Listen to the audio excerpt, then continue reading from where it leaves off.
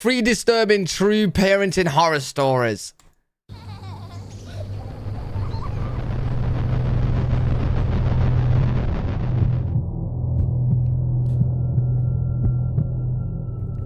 My son George has always had the strangest friends. I'm not sure why, but in his earlier years, he always attracted what would be considered the weird kids. Just turn off lights. I've got a ton of stories about this, but there's one that kind of sticks out like a thorn. He was in the 4th grade, and we had just moved due to my husband's reassignment, so George was new to his school. He had always been an outgoing and friendly kid, so my husband and I weren't particularly worried about his ability to make new friends. We were transitioning well as a family, and everything was going well with him at school. I was beyond pleased the first time I met all of George's classmates' parents. Children are creepy. They all seemed like upstanding, honest people. A few months after the move, I got a call from George's school in the middle of the day requesting one of his parents come in to discuss an incident involving him and another student. Okay, what's George doing? My husband was at work, so I assumed the responsibility and agreed to meet with the principal after picking up my son. I remember feeling a mixture of anger and confusion. Anger, obviously. I mean, my son had probably been in a fight, which I'd need to punish him for should I find out he was the antagonizer. Okay. But confusion as well. Physical altercations were very uncharacteristic of George, which made this more concerning to me. As I was walking him to the principal's office, he refused to answer any of my questions about the situation, which was also very unlike him. Usually, he was extremely talkative and what you'd call an oversharer, so his silence was somewhat unsettling. I figured he was either embarrassed or scared. Yo, I'm trying to think right now, right? What is a horror story of teachers calling in a parent for their kids at school? Because kids fight in school all the time. Like, yeah, did he eat another kid? Like, bro, what did this guy do? So I didn't think much of it.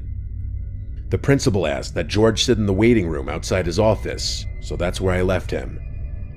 After closing the door, the principal directed me to a chair in front of his desk, which is where I sat down. He began asking me questions about George, the kinds of questions you'd expect. How is his behavior at home? Does he listen? Does he talk back? Is he respectful? You know, things like that. I had nothing but positive things to say. George was an extremely well-behaved and respectful boy. And that's not the mother in me. I was just telling the objective truth. Eventually, the principal told me why I had been called in. Apparently, George had gotten into a brief altercation with a classmate after recess, a boy named Sebastian. I asked about the circumstances of the fight, and this is what I was told. They had been the last 2 students outside, and they were walking up the stairs together. Seemingly out of nowhere, George pulled an eraser out of his pocket and struck Sebastian over the head with it, causing him to fall to the ground and start screaming. Holy shit. I was baffled. It was totally unlike George to do something like that without being provoked. Plus, I had heard about the Sebastian boy before. George spoke fondly of him, like they were close friends. I asked the principal more questions. Yeah, wait. Bro, the weirdest part is, eraser in America is a rubber in the UK, right? Like the thing that you rub out. Aren't they soft? Like, I'm trying to, like, the freakiest part of this story is, how did he knock the kid out with the eraser? Like, did bro have the first ever metal eraser? Like, what's going on? Like, yo, what? But he didn't seem to have the answers, and ultimately admitted that no one had seen the incident, but both boys had independently confirmed details of the story. He then said that George wasn't in trouble, as a little fight wasn't too uncommon. He told me that he just wanted to inform me, and that no further action would be taken, which definitely calmed me down. After that, he excused me, so I left. Yo, if I was the parent, the only question I'm asking my son here is, what the fuck are you doing using an eraser, buddy? Like, what's going through your head? Like, bro, like, listen, because, like, one day you might get in a bar fight and grab a balloon and throw a balloon at someone. Like, it's not going to do nothing. What are you doing? Like, use your fists. Like, what? George was still silent about the whole thing as I drove him home, and only opened up to me right before bedtime. Admittedly, I had grown frustrated with him for not talking to me, which was probably why he quit the silent act. He told me that Sebastian had tricked him. I asked him to elaborate, and he told me that they had been playing make-believe Street Fighter. As per Sebastian's instruction, George had pulled out an eraser for a KO move of some sort. Oh. Out of nowhere, Sebastian fell to the ground and pretended to be really hurt. He then whispered in George's ear that he'd seriously hurt him if George didn't pretend like he'd attacked him. So that's what George did, and all the teachers assumed it had been a real fight. Rightfully so, I was pretty pissed. My little boy had been taken advantage of and falsely accused. What? Instead of going to the school, I decided to handle things myself. Hey, buddy, this is not what you should do. Like, listen, I would do it as well, but listen, you're gonna go to prison for beating the shit out of a kid. Don't do it, bro. Don't. Hey, bro, don't. Oh, shit. That night, I went through the school's directory and found Sebastian's mother's phone number. Oh. She introduced herself as Maggie. I was kind of taken aback by how sweet and genuine she sounded on the phone. Never mind. He's gonna do the next best thing. This is how you get one up on a kid that's fucking up your kid. If you sleep with his mom, he can't do nothing. It's game over. If you sleep with his mom, he can't say nothing. He can't do nothing. You automatically win. Automatically. Phone. She told me she had heard about the incident, gotten the real story from Sebastian, and already reprimanded him. I thought it was kind of odd that Sebastian would have told the truth to his mother so soon, but I was happy I didn't have to do any convincing. She then went on to say that Sebastian had always had some minor behavioral problems growing up, and he'd sometimes think and act like another person entirely. I actually started to feel bad. Oh, wait, is the mom telling the story, not the dad? That don't change anything. What, you guys saying that women can't sleep with women? See, even better. They last longer. The more she told me, it seemed as if he wasn't fully in control of some of his actions. Maggie suggested that the boys schedule a sleepover to make up for the whole thing and become better friends, which I thought was a great idea. She offered to host, and I was appreciative of that. That weekend, I drove over to her house with George, who had returned to his bubbly, talkative self. Okay. Maggie invited me in, and the two of us got to know each other over some wine while the boys played in the basement. Like I said before, Maggie seems like a completely upstanding person, and I really enjoyed her company. I ended up staying for a few hours, and the time flew by. Eventually, I just had to ask about Sebastian's behavior, as it had been bugging me for a while. Her entire demeanor changed, and she lowered her voice a bit. She told me that he often had trouble making friends, and that he's seen a few doctors, all of whom think it's something he'll outgrow soon. She went on to say that he's gotten much better at controlling himself, and the fact that he was being more social at school was a good sign. I didn't inquire much more than that. I just wanted to make sure my son would be safe for the night. Maggie promised me George would be in good hands, and that Sebastian didn't have a history of getting physical or violent, more so just acting strange. That was enough reassurance for me. This woman was clearly genuine, and it actually felt kind of nice knowing that George would be helping Sebastian learn how to make friends. Eventually, it came time to leave, so I went downstairs to say goodbye to George. Yeah, kid's a psychopath. The two boys were laughing and playing Battleship. It looked like they were really getting along. I kissed my son goodbye and drove home. Oh, no. The next morning, I went to go pick him up. When I got to the house, he was waiting near the door with all his stuff and a smile on his face. Oh, okay. I assumed the night went well. I said good morning to Maggie and packed George's stuff in the car. As we were driving away, though, he started bawling out of nowhere. Oh, shit. I asked him what was wrong in a concerned voice, and what he told me was quite literally jaw-dropping.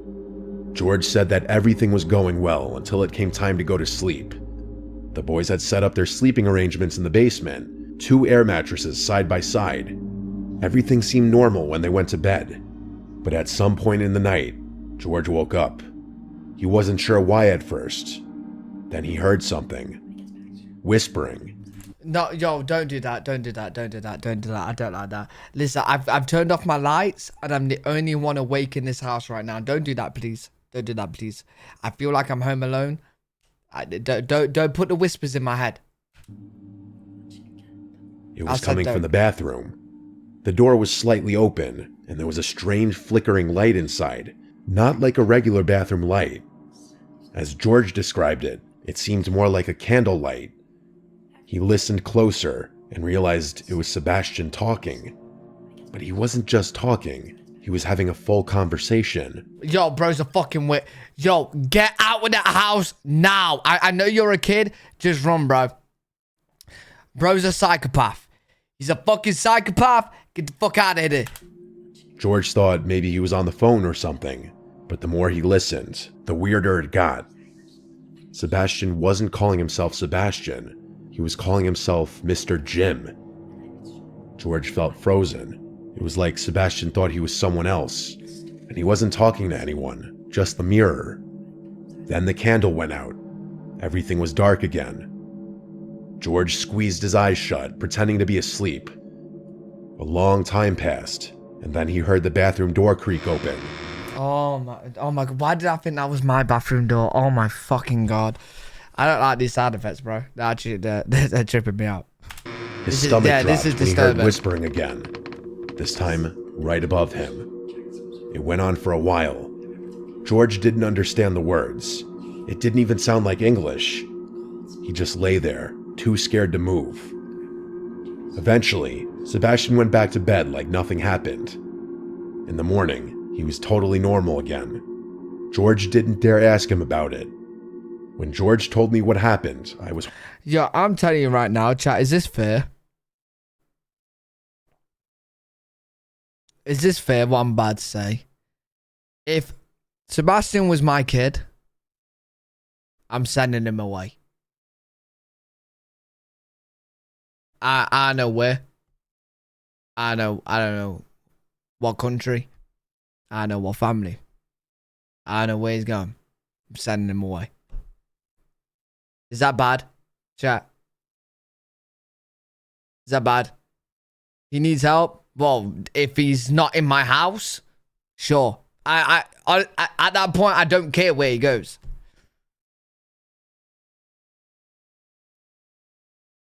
I don't care. Like, somewhere.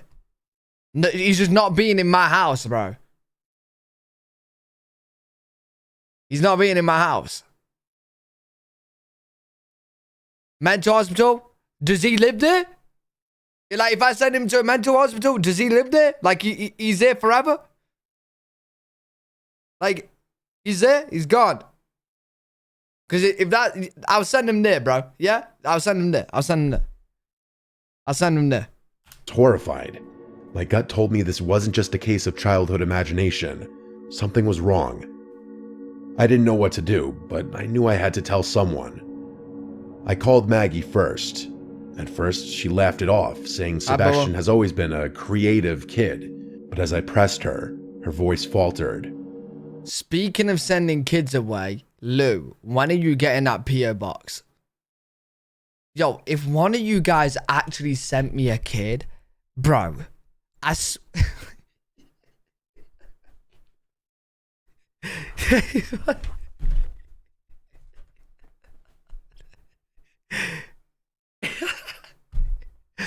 Yo, imagine someone sent me a kid in a P.O. box, bro, and the UK government said to me one day, like, yo, it would be my luck, innit?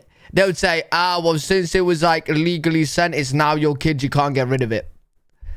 Well, can I send it back for the P.O. box? No, we don't have those laws in the UK. It's your kid now, it's stuck with you. I'm just left with the fucking kid.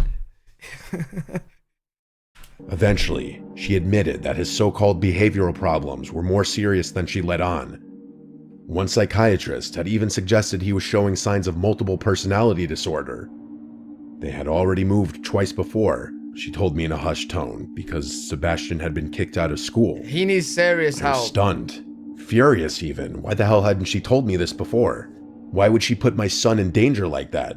Yeah, I'd be fuming. Then she did something unexpected. She begged me not to notify the school. Hell no. I didn't know what to say. Nah, part of me wanted to respect kid. her wishes, but another part of me knew that something was very wrong. I blurted out, okay, and hung up the phone before she could respond. I told myself I'd make my decision by the end of the week, but I never got the chance. That Monday, Bro, if you don't notify the school or notify somebody to help the kids, you're an idiot. You're an absolute idiot. Sebastian full-on attacked another student at recess. It was serious enough that the school sent out a statement to all the parents, though they kept the details vague. That's your fault. By the end of the day, I found out that he had been expelled. I tried calling Maggie, but her phone had seemingly been disconnected. The situation was incredibly unsettling. Just days ago we had spoken, and now, suddenly, she was unreachable.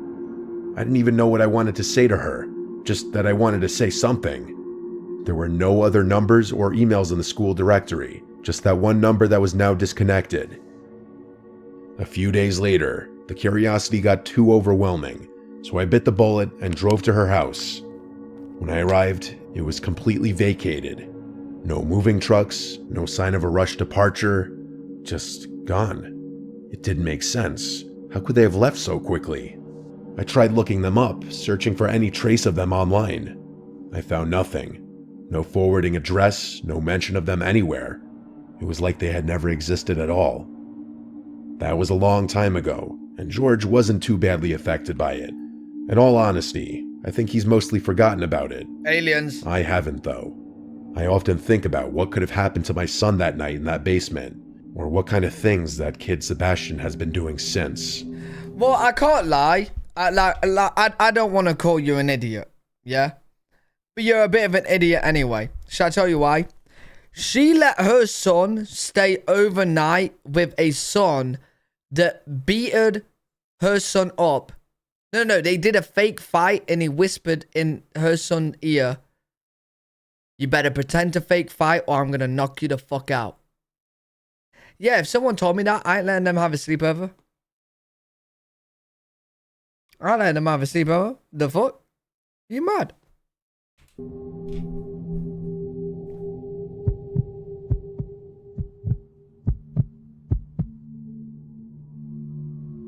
My upbringing was a little unorthodox. I grew up in a Southern Baptist household.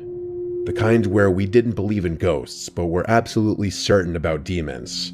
Let me explain. If something strange happens, it wasn't a spirit or wandering soul.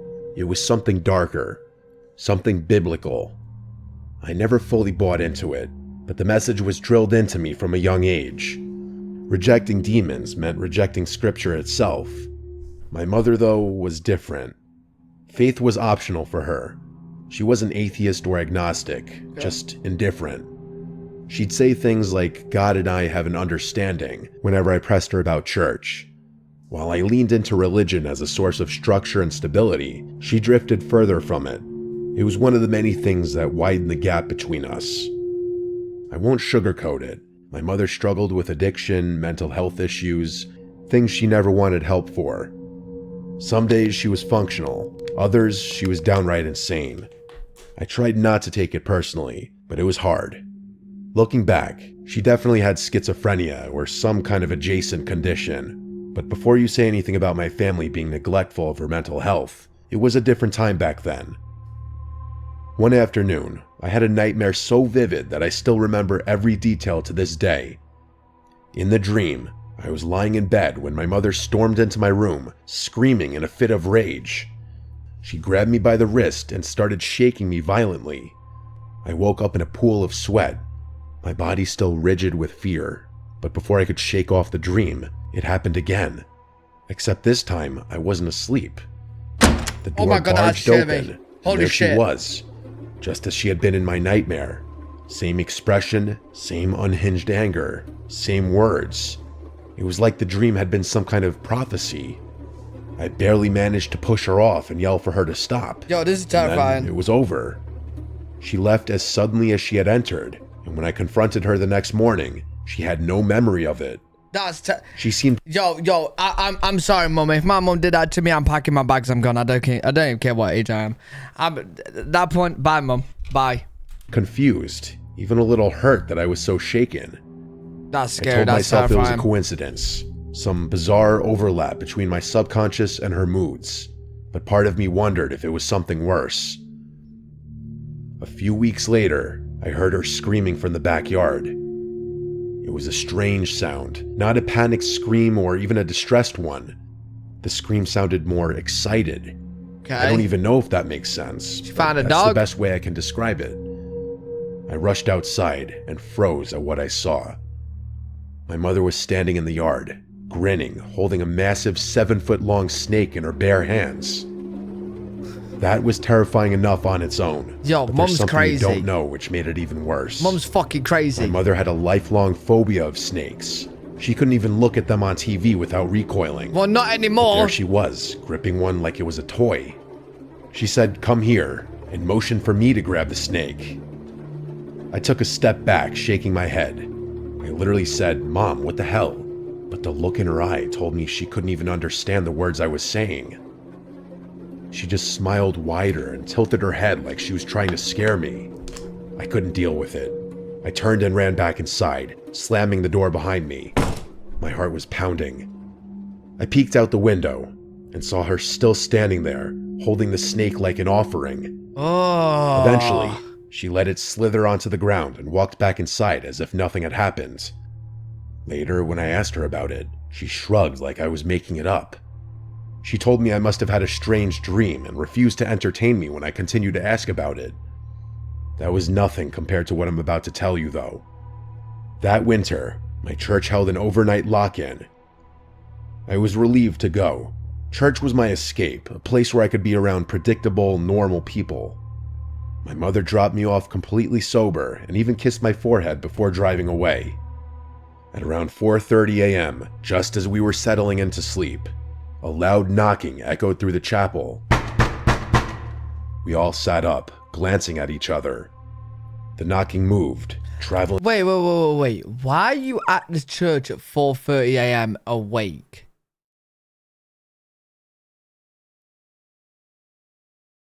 Huh? What are you doing in the church at 4:30? Lock-in? What is that? Yeah, it's sleepover, but why are they up at 4:30? What's a lock-in?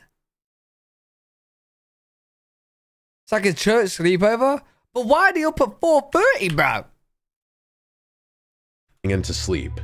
A loud Kids are knocking kids? echoed through Right. the chapel. We all sat up, glancing at each other. The knocking moved, traveling around the building in an impossible way at times. It sounded like it was coming from multiple directions at once. It wasn't wind, it wasn't an animal.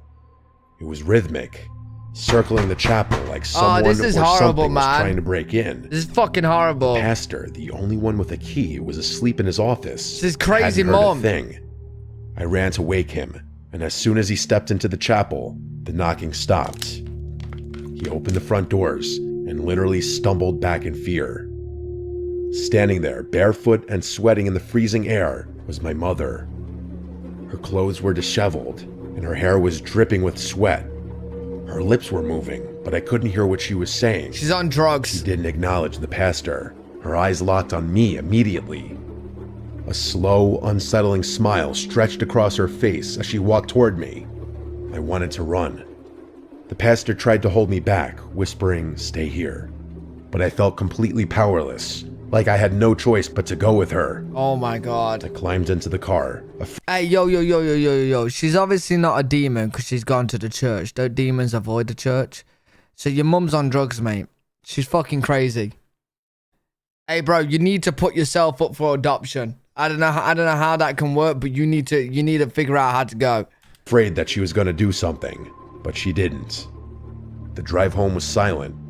She didn't speak, didn't explain. She didn't answer when I asked why she was there. When we got home, she stopped in the doorway and just stared at me. She stood there silently watching me as I walked to my room. Freaky I ass closed the door, locked it, and lay awake for hours listening. In the morning, she was in the kitchen cooking breakfast. She was cheerful and clearly oblivious to what had happened the night before. She jumped back when she saw me, saying she was just about to pick me up from the church. I felt the blood drain from my face. Okay. She had no memory of knocking on the church doors. Okay. No memory of driving me home. Yo, chat, what mental illness is that where you're literally... is that schizophrenic? Where you're literally like two people in one person? Like where you don't remember the other person? That's schizophrenic, right? It was freaky. I expected someone, the pastor, a church elder, Split, even one of the yeah. chaperones to... Yo, have you seen the movie Split? I'm thinking of that. Is that what the disorder's called? Split personality syndrome? Yeah. Where like you're multiple people and you have no clue what the other person's doing. say something about what had happened, but no one did. It was like they didn't know what to make of it, or worse, they didn't want to. That's kind of the way people treated my mom back then. That was decades ago. She's gone now, but her memory is something that will never leave me, for better or for worse. Bro. I don't know if I believe in demons or the supernatural anymore, but I can't explain what happened. The logical explanation is that she was suffering from mental illness, maybe addiction withdrawal. It's gotta maybe be something else entirely. But the memory lapses, the eerie timing, the way she acted like a different person some nights, it still haunts me. I tell myself there's a rational answer for all of it, but even now, I'm not sure I believe that. Nah, hey, bro, I'm telling you right now, look at me talking like I'm a fucking doctor, bro. Hey, Dr. Luce here, buddy. No, that sounds like a porno name. Yo. What I'm saying is, bro, is probably DID, split personality. I've seen a movie. Trust me. I know that doesn't sound... Yeah, that's not very good credentials, is it? I've seen a movie. I could diagnose you, bro. Seen a movie. It's gotta be, bro. Split personalities. It's gotta be. Sounds My exactly eldest son like it. started sleepwalking when he was about 8 or 9. I had heard of kids going through phases like that, so I wasn't too concerned at first. It was just one of those things. A little unsettling, sure, but nothing I thought much about. Split was a good I'm a pretty movie. light sleeper, so none of my kids have ever been able to sneak around the house at night without me knowing. That's actually how I first figured out about my son's habit. Most nights, I'd wake up and find him standing in the hallway outside my bedroom, rocking slightly on his heels, shifting his weight from foot to foot. Creepy. His eyes would be open, but they weren't seeing anything. Creepy. That was the one part that always got me. For any of you who have lived with a sleepwalker, you know exactly what I'm talking about. His gaze... See, chat, I don't have any kids, so I've not dealt with sleepwalkers yet. But my sister's daughter, so my niece, she sleepwalks. And my other niece sleepwalks, is his sister's daughter. Yeah. And apparently the stories he told me is fucking terrifying. Like, bro, I hope my kids don't sleepwalk, because I'm going to accidentally punch a kid. You know what I mean? Because they've told me stories like where they're sleeping and they've opened their eyes and standing over them in bed is their kid. I'm telling you right now, if my kid do that, like, it's just going to be reactions. You know what I mean? It's going to be reactions. I'm going to accidentally fucking punch my kid, bro. And I don't know how to explain it to anyone. would pass right Sounds through me, terrifying. empty and distant, like he was looking past me into something I couldn't see. It was always extremely strange, and I never fully acclimated to finding him like that. Sometimes he'd mumble something under his breath, words too soft and slurred to understand. Other times, he wouldn't make a sound, just standing there, breathing in that slow, steady way that somehow made it even worse. I'd gently guide him to bed, whispering his name, telling him everything was fine. He never seemed to remember any of it in the morning. Things escalated a few months after I made the realization that he was a sleepwalker. One night, I woke up to a rhythmic tapping sound. That's creepy. It sounded like water droplets repeatedly dripping onto a window pane, only it wasn't raining outside. It was soft, barely loud enough to wake me. At first, I thought it was part of a dream, some far-off noise that my half-asleep brain had misinterpreted. But as I lay there, the sound continued, steady and deliberate. It wasn't sporadic like rainfall would be. It occurred at regular intervals, and always at the same volume. I kept listening, trying to figure out what it could be. It wasn't the house settling, and it wasn't the wind outside. It was too precise. Creepy. Once I realized the tapping wasn't going to stop, I begrudgingly accepted that I'd have to deal with it. I sat up and looked towards the door, which is where the sound was coming from. My husband was fast asleep, and I didn't want to disturb him. I should mention that I wasn't scared, just curious. Otherwise, I probably would have woken him up. Anyway, I got out of bed to investigate. When I stepped into the hallway, I saw him, my son, facing the wall, his forehead lightly knocking against it in slow, measured taps. What the fuck? His fingertips gently grazed the wall in rhythm with his forehead taps, as if he was trying to walk through it. What? I remember calling his name, my voice barely above a whisper. He didn't react, just kept pressing his head forward, knocking it in that eerie rhythmic way, like he was— Yo, do people do that when they're sleepwalking, bro? They start fucking tapping the wall? Do they do that when they're sleepwalking? Or is that possessed, mate?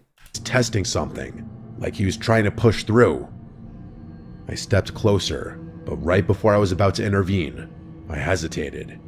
Something about the way he was moving genuinely sent a chill right through me. I gently reached out and placed my hand on his shoulder, shaking him just enough to pull him out of whatever trance he was in. He blinked, took a step back, and then, as if nothing had happened, let me lead him back to bed. He never mentioned it in the morning. Oh, this is creepy, man. It happened a few more times, but it was pretty infrequent if I'm being honest. I figured it was just another strange habit of sleepwalkers. Maybe some kind of subconscious response to the wall being there. Some internal sense of space that his dreaming mind hadn't accounted for. And eventually, he outgrew it. The sleepwalking stopped, and the strange, vacant staring in the hallway became a weird little memory that I mostly forgot about. Oh, that's creepy. That is, until my younger son started doing the same thing years later. The sleepwalking, I mean. At first, I brushed it off. Kids go through phases. Some behaviors repeat themselves. It was just so uncanny that both of them started sleepwalking around the same age. Again, though, nothing too unusual. Wait, no, that makes sense, though. Like, if you got one kid that's a sleepwalker, another one, right? That makes sense. Like, you have two, right? Is that weird? Genetics are a fascinating thing. But eventually, I started noticing the little details. The things that gave me a growing sense of concern. It wasn't just that he sleepwalked. It was how he sleepwalked. He stood in the hallway, shifting from foot to foot, his eyes open but unfocused. He moved the same way as my older son had, with that slow, eerie rhythm, like his movements weren't completely random. It was unsettling. It felt like I was living the memory of watching my older son do the same thing years earlier. Fuck out. But it got worse than that. One night, I woke up to that tapping noise again. Oh my god. I already knew what I'd seen. Yo, chat, this is freaking me the fuck out. This is actually freaking me the fuck out. I'm literally alone right now. And I'm scared to leave my room now. I'm gonna have to open this door with you guys on stream because I'm terrified. I like, in my head, I'm looking at my door to the hallway, and I feel like when I open the door to the hallway, there's gonna be a kid fucking standing there, bro. In fact, I'm checking now because it's fucking terrifying me. You guys are with me, yeah?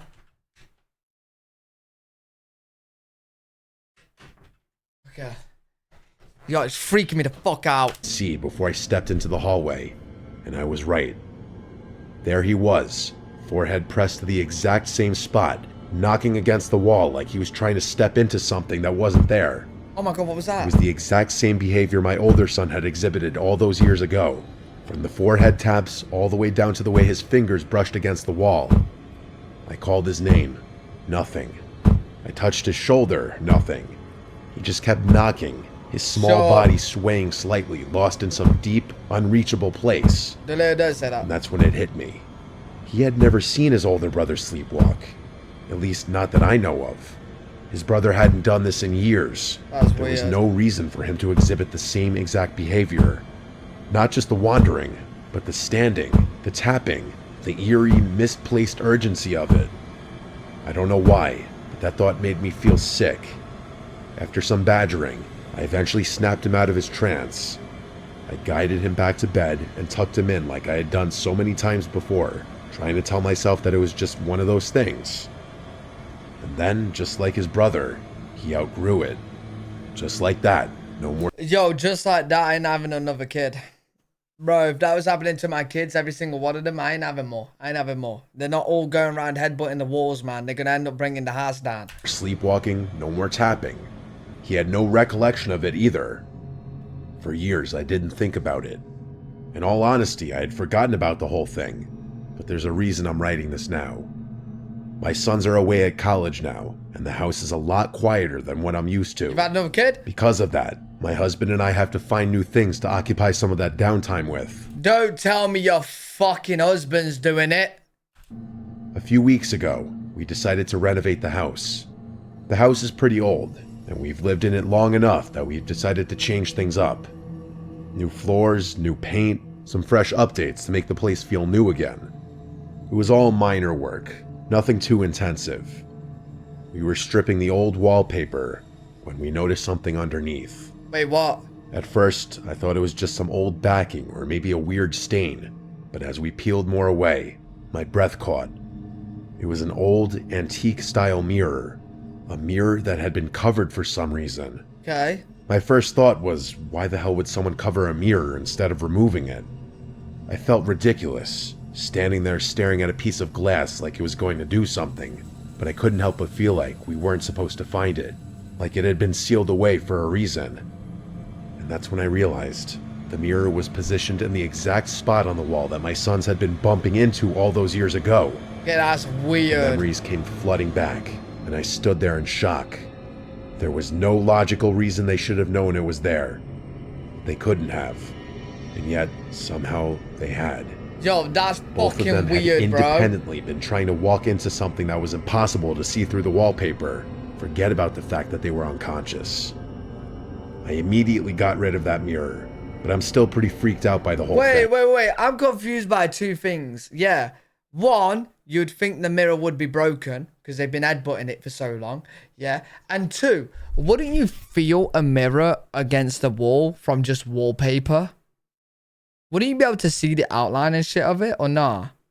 You would, right? How thick is the wallpaper? How thick is the wallpaper? You reckon? Oh, you reckon they had like drywall out, and then the mirrors behind the drywall, and then wallpaper? I don't know. Weird. Maybe not if it's made into the wall. Yeah, but then you'll be able to like hear the tapping. Like mirrors feel different to walls. I know. Weird. Weird one. Either way, creep me the fuck out though. Really creep me out. Really creepy. Let me put my lights back on because I'm actually fucking scared right now.